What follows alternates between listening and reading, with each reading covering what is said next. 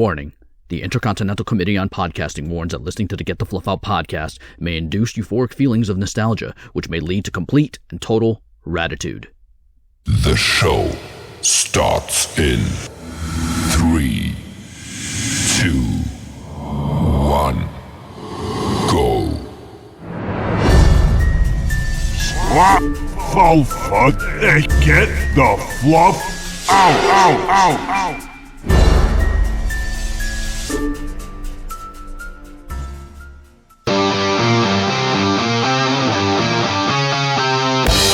Welcome to Get the Fluff Out. I'm Hollywood, along with your co-host, Dirty Jim.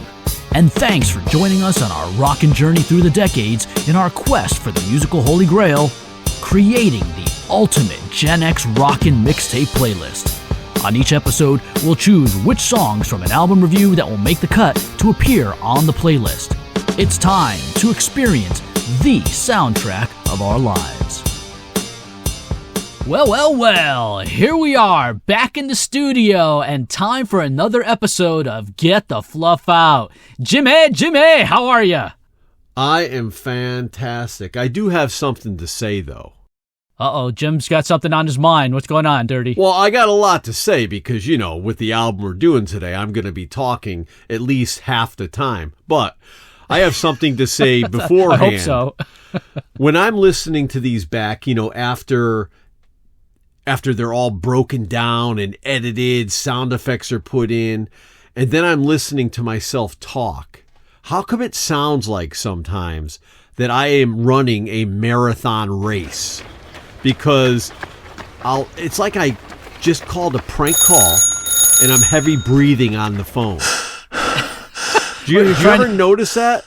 A little bit. Sometimes you kind of rush your words and then there's some heavy breathing there. But even when I'm sitting there listening to you, I'm like, oh my God, I sound like a pervert. And here I am, I ride my bicycle. I'm physically fit, but somehow it seems like I'm not. It seems like I smoke a pack a day. Maybe 2 packs a day. Yeah, I'm like sitting here and I'm like, why is my breathing? I hear it on you occasionally, but on me, I'm like, every single other word I say, it seems like I'm out of breath. Yeah, well, Frankie does his best to go ahead and minimize that kind of stuff, background noise, even breathing. Sometimes when there's a lot of uhs and ums, he'll try to do his best to cut that stuff out so that we can still sound natural. But yeah, he can't get everything. Maybe I need to see a doctor. Doctor. Or maybe, isn't Humble Pie the one, I don't need no doctor? Is that Humble Pie? That's Humble Pie. Right. All right, enough about Humble Pie. Humble Pie is not what we're doing tonight. Tell them what we're doing. Tell them what we're doing, Hollywood. Well, tonight, we are going... Well, not tonight. It's wherever you are, whenever you're listening to. So, on this episode, we will be reviewing the most successful album of the career of Billy Squier. His album, Don't Say No, was released in 1981. And Billy Squier, as far as forming his own band, a solo band, because he was in previous bands in the 70s, and he was in a band called Piper right before this, but he did his own solo project. He started there in New York, 1979, and this is already his second album in 1981. So the band members that he collected for this project is, of course, he himself on vocals and guitar, then Kerry Sharaf on guitar, Mark Clark, bass and backing vocals, Bobby Quinard, drums, and Alan St. John, keyboards. I should have practiced that one before. Oh, that's okay. That's okay. He won't mind. Yeah.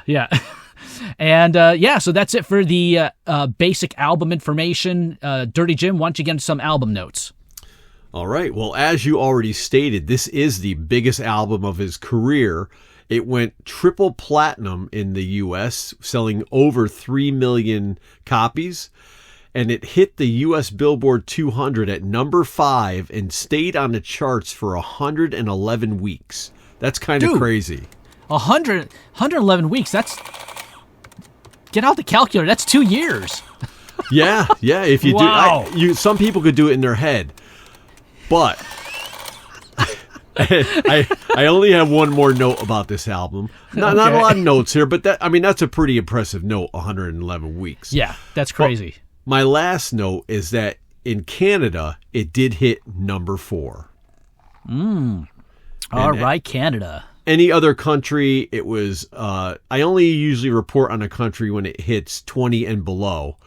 But so obviously, no other country hit higher than the 20s, I guess. Got it. All right. Shall we get right into it?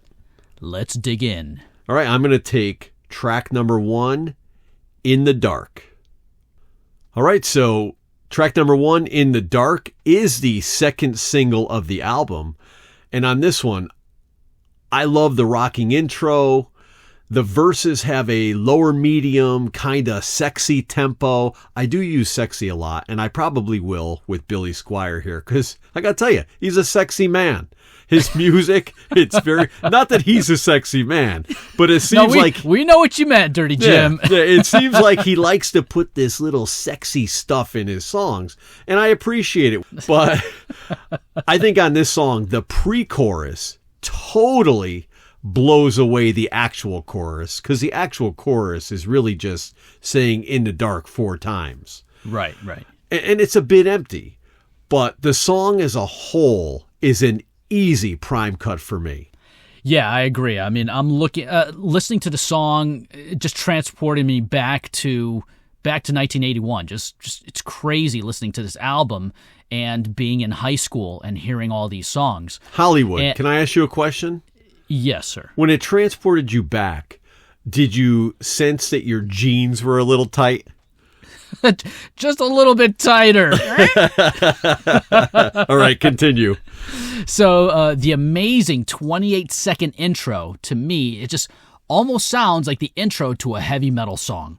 I love the way this song starts. I mean, it has drum smacks, it has distorted guitars, it has a screaming lead guitar, high note vibrato.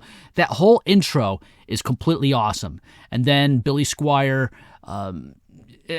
he sings these verses over these subdued keyboards and a few dirty guitar licks.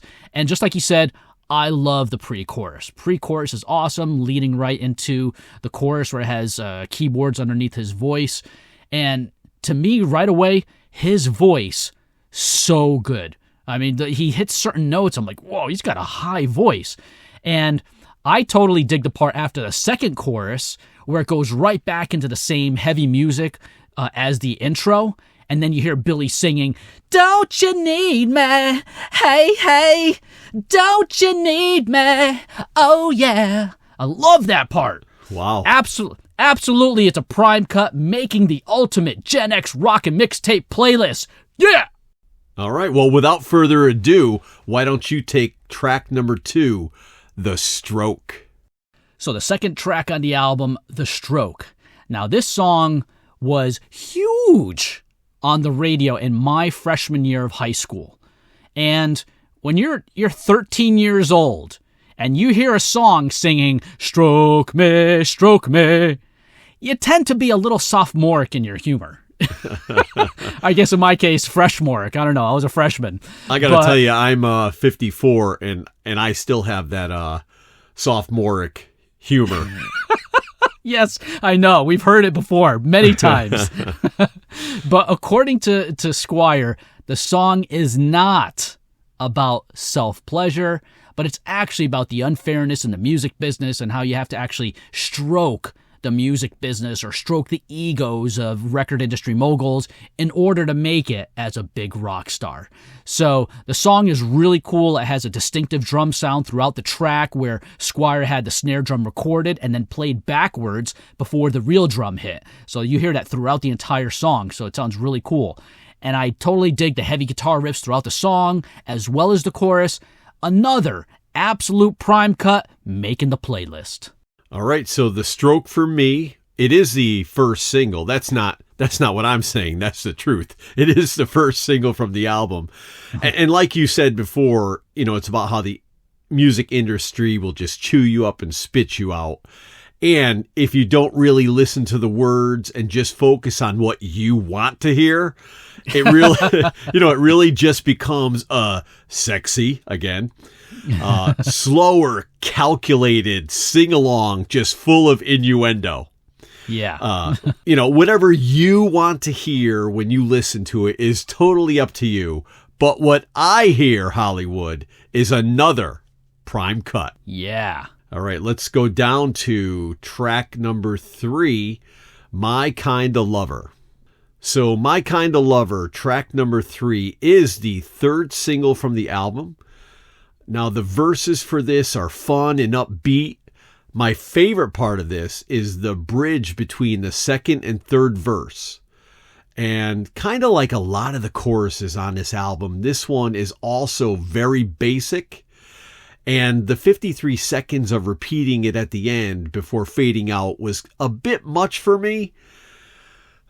And I could really have gone either way with this one because it's not my favorite of pretty much a lot of these songs on the album.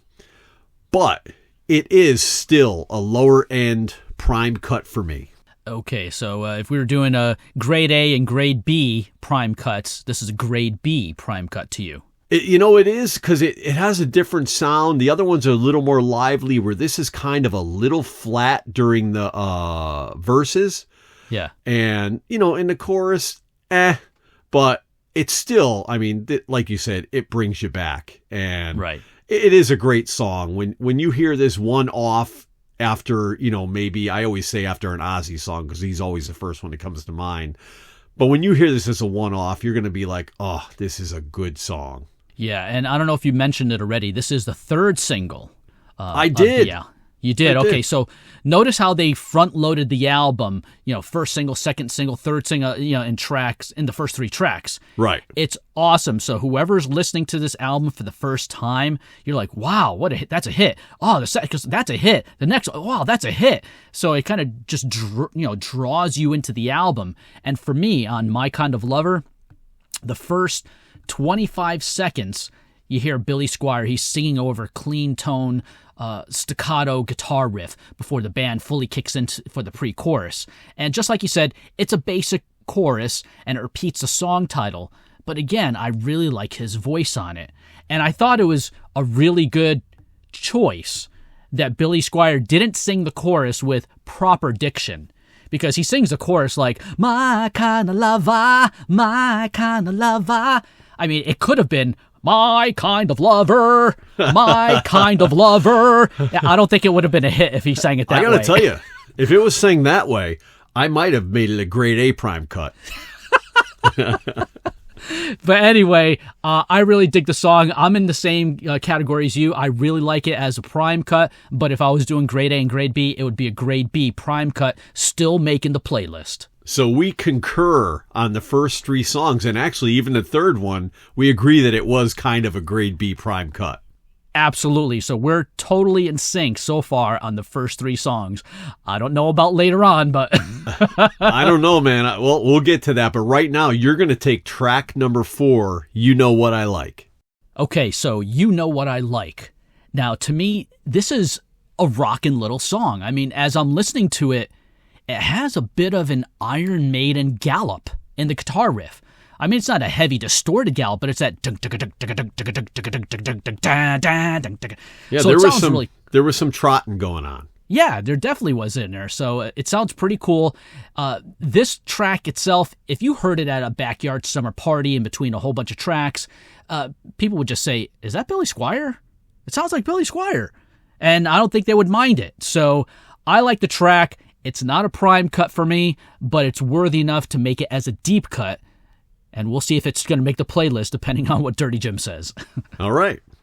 So track number 4, You Know What I Like. For me, my only gripe about this is that I didn't love the sound of the keyboards at times. Otherwise, it's fast and energetic and has a relentless galloping. I have it right here in my notes. Oh, wow, you did. Yeah. Galloping tempo. I didn't have this album back in the day, and I'd never heard this song before this review, But now that I have, I would love to bestow this prime cut upon the people. Wow. This song, as I'm going through the album, this one surprised me the most out of this whole album. And that's why I'm making it my... What? I'm sorry, Billy, that I didn't give you more of a chance back in the 80s. Song of the album. I'm sorry. Sorry, Mr. Squier. I'm so sorry. I'm sorry.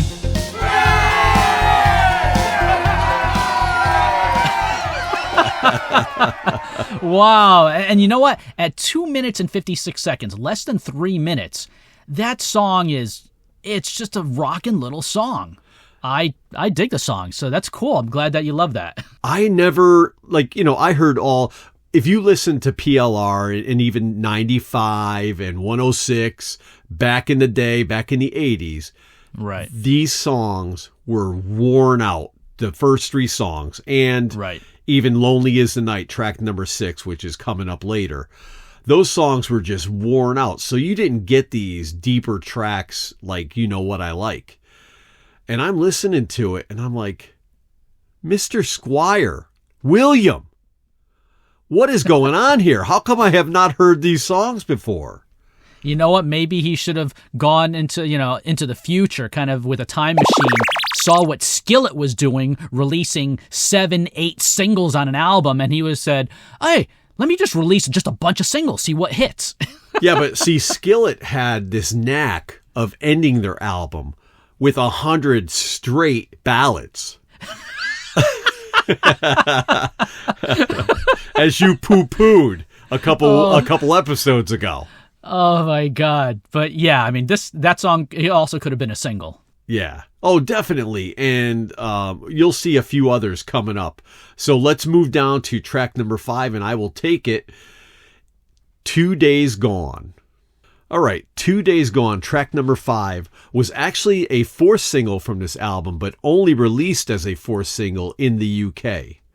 And to me, this song has kind of a Black Crowes, 70s bar band feel, and maybe even a little, I guess, slice of Rod Stewart. It's got a funky, gritty, medium tempo, and halfway through the first listen, I thought to myself, this is a solid deep cut.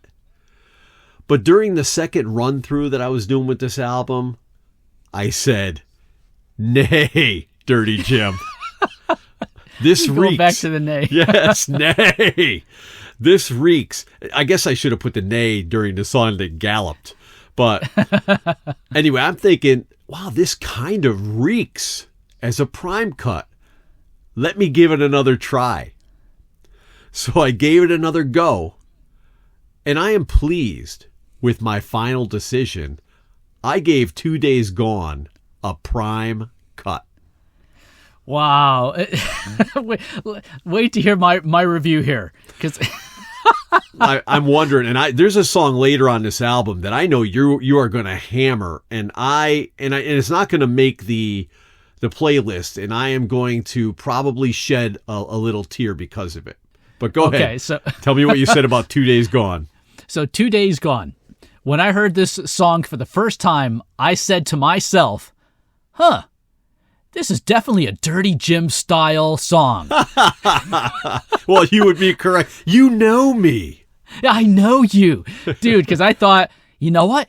It's got it's a good rockin' tune. It's got some rock and roll piano in there, very 70s-ish. And I even thought, he would probably even think it has a decent stripper beat. It kind of has that feel. I'm like, that's definitely a Dirty Jim song. I mean, it's the kind of song that, and I wrote this in my notes, I said, it's the kind of song that old dirty bastard in Florida gravitates to.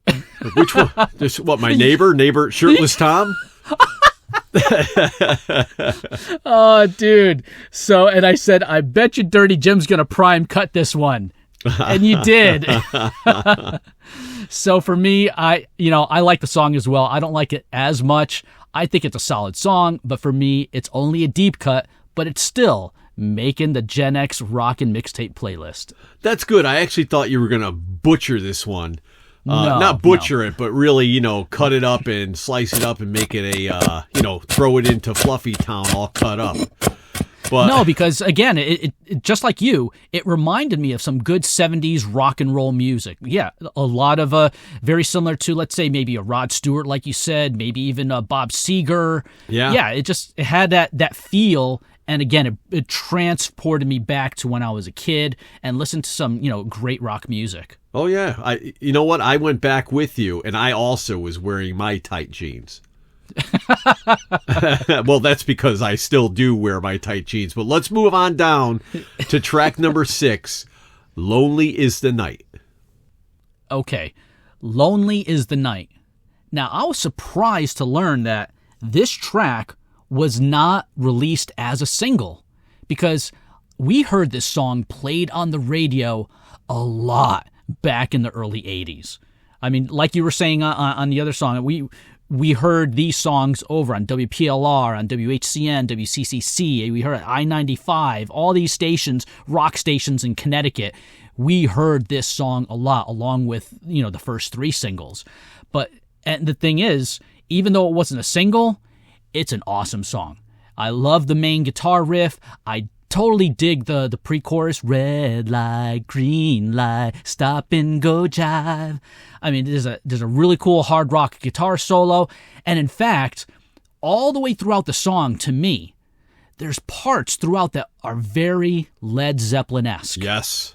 I hear a lot of Zeppelin in this song from the intro, and there's a part at 3 minutes and 47 seconds where it goes dan da dan da dan dun dun dun dun dan da dan da dan dan dan. There's like drums and guitars and just the production quality. It's like they were saying, "Hey, let's try to make a Led Zeppelin song."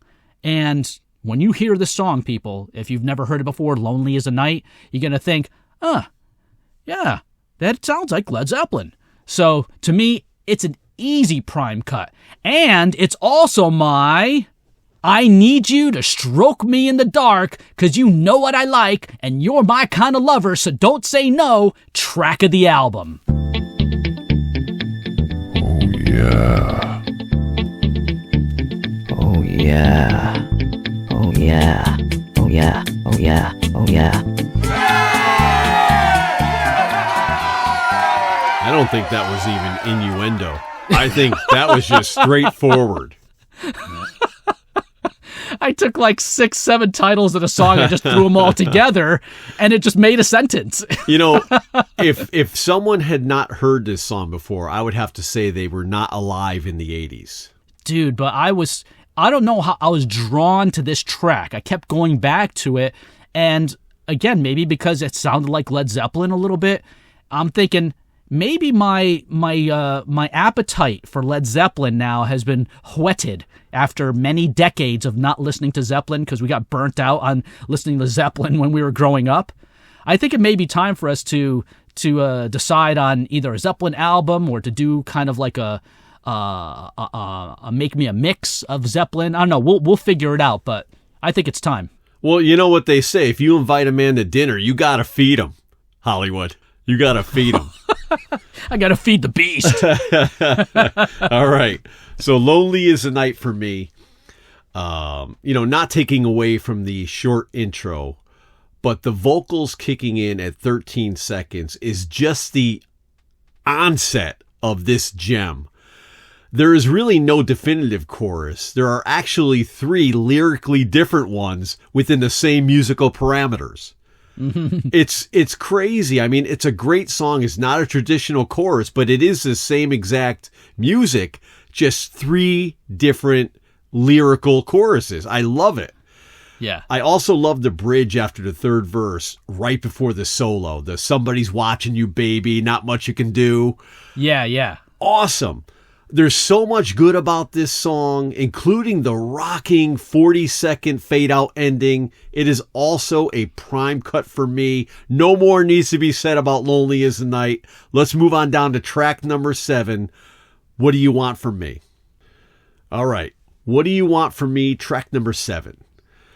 Besides a short slowdown at about 2 minutes and 22 seconds, this one is on pure caffeine.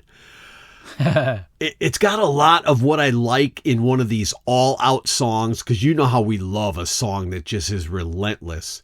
But for me, it falls just short of a prime cut. You know, if I get my way, it will still take up some of that coveted deep cut space on this playlist that we're formulating with this long, obnoxious name that only you seem to know what it is. But I'm going to leave that. I'm going to leave that decision in the hands of my loyal sidekick. What say you, Mr. Wood? Okay, so what do you want from me? So on this track, the drum riff, it starts off this track, and then that drum riff leads into a fast, bluesy slide guitar riff. And again, sounding a little bit like Led Zeppelin with that bluesy slide. And this is another rockin' tune. There's a cool harmonized guitar solo. I like this track a lot. It's not a prime cut for me, but I am keeping it on the Ultimate Gen X Rockin' Mixtape playlist as a deep cut. Well, we are in agreement on pretty much everything. You deep cutted one where I prime cutted it, but through the first 7 songs, they are all making the Gen X playlist. Yeah, so far. All right. This is a good rockin' album. Yeah, so far. But here we go to track number 8. Nobody Knows. Why don't you take it? Okay, so Nobody Knows. Now, this is a slow acoustic ballad that Billy Squier sings in a high falsetto. It has a really nice melodic guitar solo, and when it comes to ballads and stuff, I mean, usually we say stuff like, it's got to be an amazing song like Silent Lucidity by Queensryche, or Still Loving You, or Goodbye to Romance by Ozzy. Those kind of ballads automatically are prime cuts. This song is not in that category.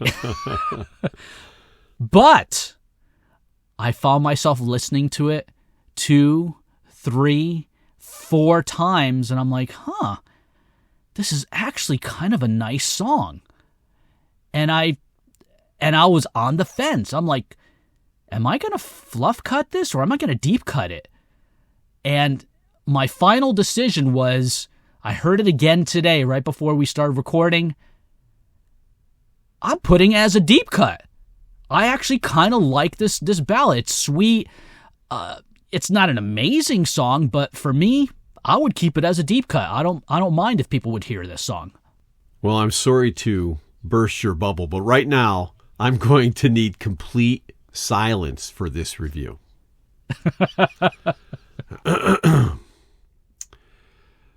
This is a ballad, and it's a fluff cut. Thank you. Now get the fluff out and don't come back.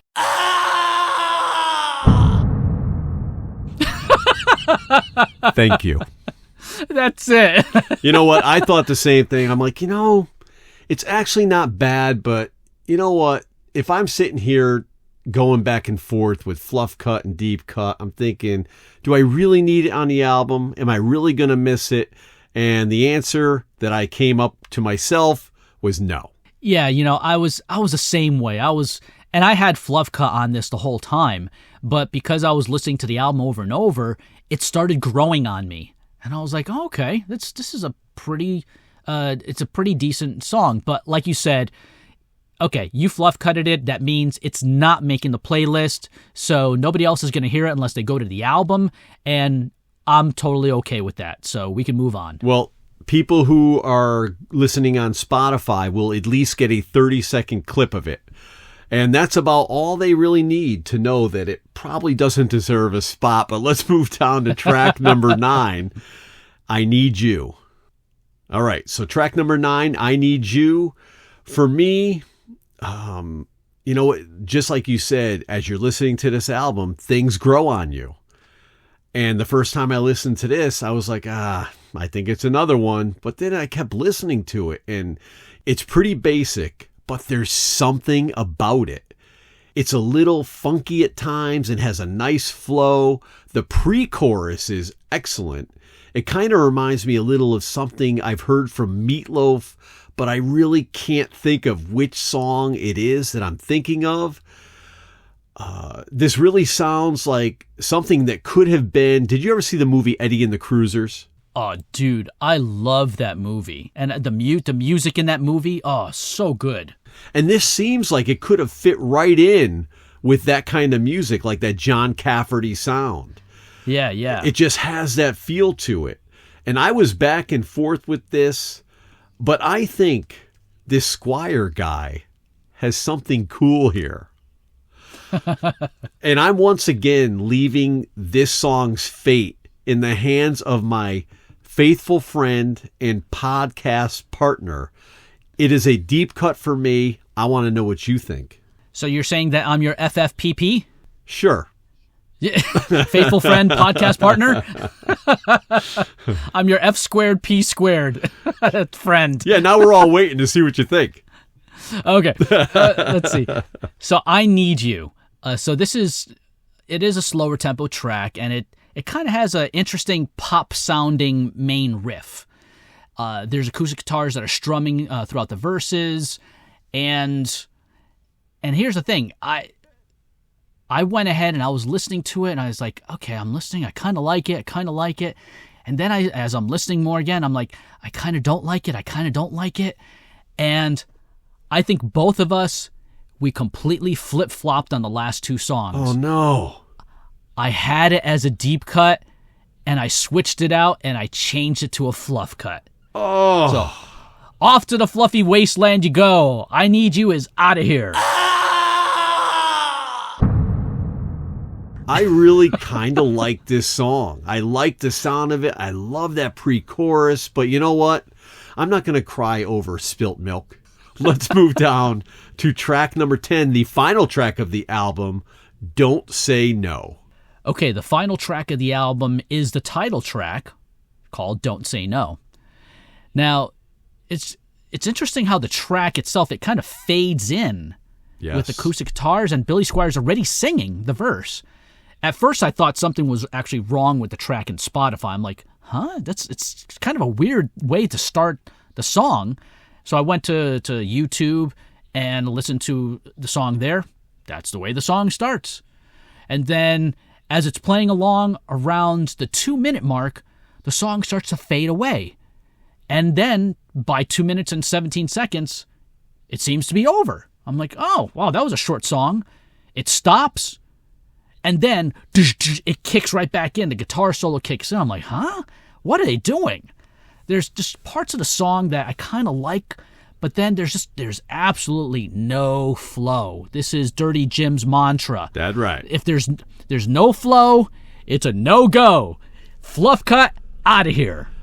I totally agree with you. It is a fluff cut for me. I'll just get that right out in the open. You gotta get on down to Fluffy Town. Get down, get on down. There's no escape from Fluffy Town. Get down, get on down. Get down.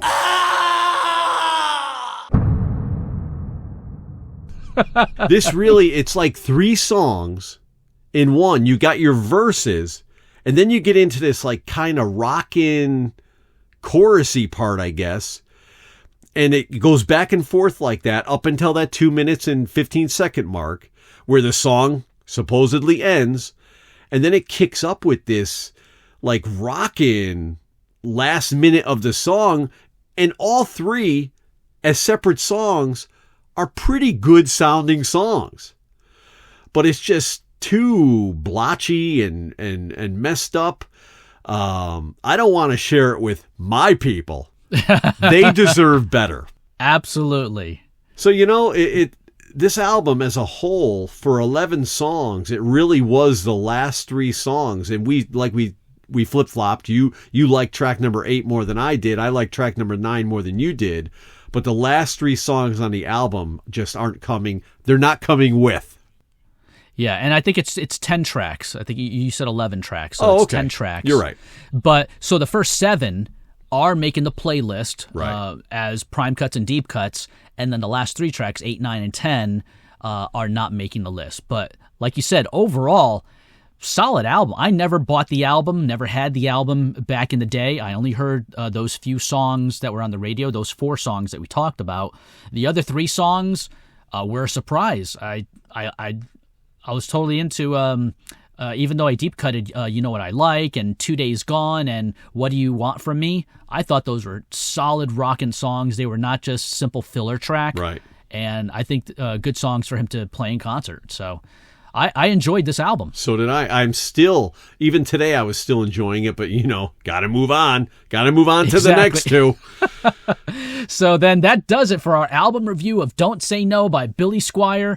And Dirty Jim, why don't you mention our companion episode and then what amazing music that we'll be reviewing next time. All right, so if you haven't done it already, just go over and listen to the companion episode to this, which is Skid Row's 1989 self-titled debut. And then in 2 weeks, you'll be able to hear, and this is going to be a great week, but you'll be able to hear Styx, The Grand Illusion from 1977, and Judas Priest, Breaking the What? Law! Yeah, the 1980 British Steel, kind of like a greatest hits album. That's what it seems like when you look at the British Steel album. It looks like a greatest hits album. Yeah, but you'll be able to hear those 2 albums in 2 weeks. Yeah, absolutely. I'm looking forward to those reviews. Both. I mean, Grand Illusion. That itself, that's a solid album. I mean, progressive rock, hard rock. Yeah, that's going to be really cool to talk about. Welcome to the Grand Illusion, my friend. So everyone out there, thanks a lot. And we want you to go ahead and hit the subscribe button so that you can be notified when new episodes are released on the 1st and the 15th of the month. And that's on whatever podcast platform that you enjoy listening to. But as we've stated in the past before, we really hope that you're listening to our podcast on Spotify because we really dig the way that you can hear the music portion right in between the song reviews. So if you have the free membership, you hear 30-second clips of the song before we do the review. If you have the paid premium membership, you have the option to go ahead and listen to the entire song or listen to whatever portion you want to. You could skip and then go right to the talk portion and the review content. So either way, it's still really good to listen on Spotify. If you guys like to give us any comments or suggestions, feel free to send us an email to getthefluffoutpodcast@gmail.com. And also feel free to comment on our social media channels. We have it there on Facebook, Instagram, and Twitter. And you could find us on each of those channels by just typing in a search, Get the Fluff Out Podcast. Or you can go directly to our website, which is www.getthefluffoutpodcast.com. All right, and our sound effects are the ones that we don't do ourselves are from a site called zapsplat.com.